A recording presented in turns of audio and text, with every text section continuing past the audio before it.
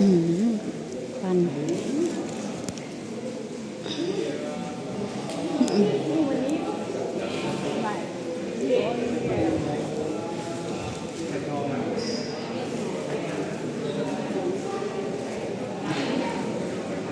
ย่าจะหย่อนตู้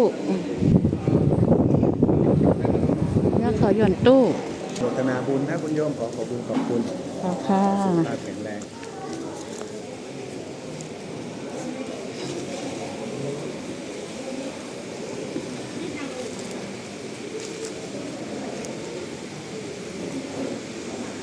ย่าอยู่วัดถ้ำภูว่าค่ะ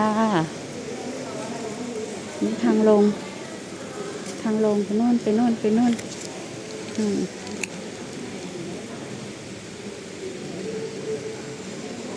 ทางลง